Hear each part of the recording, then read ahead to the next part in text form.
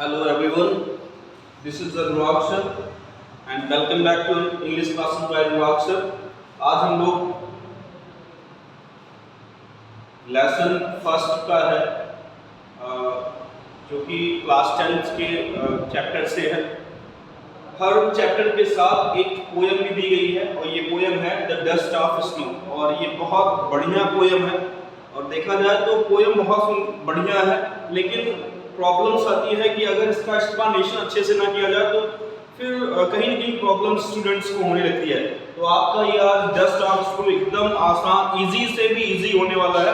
तो let's start and don't waste time my students. आज हम पढ़ने वाले हैं डस्ट ऑफ स्नो। सबसे पहले बात ये कहानी की कैसे स्टार्ट होती है कहानी और कैसी है ये कहानी, वो हम शुरू करने वाले हैं।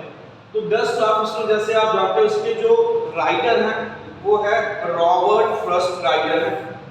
रॉबर्ट फ्रॉस्ट ये पोयम लिखी कैसे गई, क्या सिचुएशन बनी थी लिखने की, वो हम डिस्कस करने वाले हैं।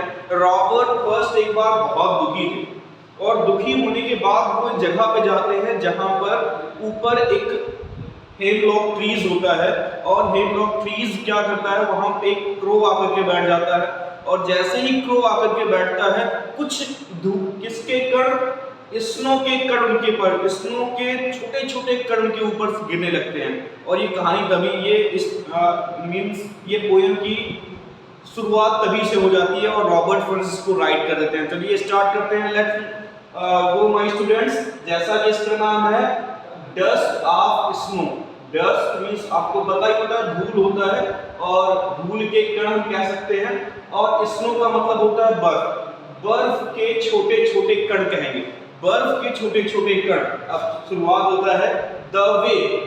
वे मींस बेटा रास्ता भी होता है लेकिन तरीका भी होता है। ऐसे वे मींस आपने पढ़ा होगा कि रास्ता होता है, लेकिन अब हम यहाँ पे क्या पढ़ने वाले हैं, जिस तरीके से यहाँ पर हम करेंगे तरीके से, जिस तरीके से क्रो, क्रो मींस आपको पता है कौवा होता है, सुक का मतलब होता है गिराना, down on me the dust of snow from a hemlock tree. देखो बच्चे यहाँ पर हेमलॉक ट्री आ गया है। हेमलॉक ट्री को बहुत लोग क्या करते हैं, बहुत लोग कह देते हैं धतूरा भी बोल देते हैं, लेकिन ये वो वहां पर पेड़ है जहां पर मोस्टली डस्ट गिरती रहती है, वहां का एक वृक्ष है, तो हम हेमलॉक ट्री कह सकते हैं। अब आते हैं हिंदी की समरी में स्टार्ट करते हैं। मैंने बताया वह तरीका या वह रास्ता जहां पर एक कौवा क्या करता है, सुक डाउन ऑन मी, मेरे ऊपर गिरा देता है क्या, लेकिन वो कौवा कहां पे बैठा है, फ्रॉम से, कहां से गिराता है वो स्नो, कहां से गिरती है, अ हेमलॉक ट्री, एक हेमलॉक ट्री हम बोलेंगे वहां पर, हेमलॉक के वृक्ष से पर एक कौवा बैठ जाता है और सुक डाउन और गिरा देता है द डस्ट ऑफ स्नो। किसके कण गिराता है बेटा, स्नो, बर्फ के छोटे छोटे कण मेरे ऊपर गिरा देता है। मीन्स ये हुआ कि हमारे जो यहाँ के पोएट है रॉबर्ट फ्रॉस्ट, वो एक वृक्ष है हेमलॉक, उसके नीचे खड़े हुए हैं और कौवा उस पर आता है, बैठ जाता है, जिसके कारण क्या होता है, कौवे जैसे ही बैठता है कौवा, उससे क्या होता है, डस्ट ऑफ स्नो नीचे गिर जाती है।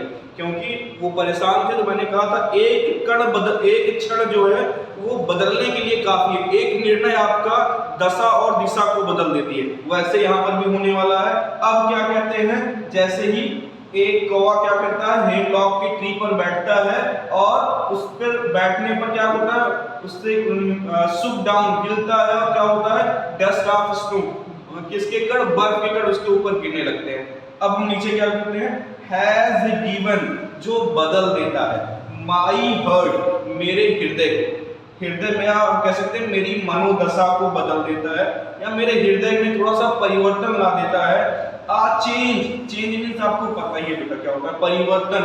ऑफ मूड, कहते हैं मेरा मूड आज ये नहीं है, लेकिन यहाँ पे मूड का हम कर लेंगे मनोदशा, और वह मेरी मनोदशा को बदल देता है और मेरे हृदय में क्या कर देता है, परिवर्तन ला देता है। And saved some part of a day I had rued, rued का मतलब बेटा होता है नष्ट करना, और क्योंकि वो दुखी थे, दुखी होने के कारण क्या होता है, हम अपने पूरे दिन को खराब कर देते हैं। लेकिन इसमें क्या कर रहा है कि जैसे ही वह बर्फ के छोटे छोटे कण मेरे ऊपर गिरते हैं तो क्या होता है, मेरे हर्ट्स में चेंजेस आ जाते हैं, मेरे हृदय में परिवर्तन आ जाता है और मेरी मनोदशा तुरंत बदल जाती है। मेरी मनोदशा बदल गई तो कहता है जिससे क्या होता है, मैं बचा लेता हूं। क्या बचा लेता हूं, कुछ पार्ट बचा लेता हूं, किसके, उस दिन के, क्योंकि पूरा दिन तो खराब था लेकिन कुछ पार्ट जी उसके देश के वो बचा लेता है, दैट had जो उसने नष्ट कर दिए थे। क्योंकि आपको मैंने पहले ही बताया था रॉबर्ट फ्रॉस्ट बहुत दुखी थे। इस दुखी कारण लोग क्या होता है, चीजों को खराब कर देते हैं। लेकिन एक क्षण, एक निर्णय आपकी दशा और दिशा दोनों को बदल देता है। यही इस कहानी में होता है बेटा। एक कौवा क्या होता है, आता है हेमलॉक के ट्री पे बैठ जाता है, जिससे उस समय किसके कण, बर्फ के कण छोटे छोटे जैसे ही गिरते हैं उनके ऊपर से, फिर क्या होता है, दशा और दिशा बदलने लगती है।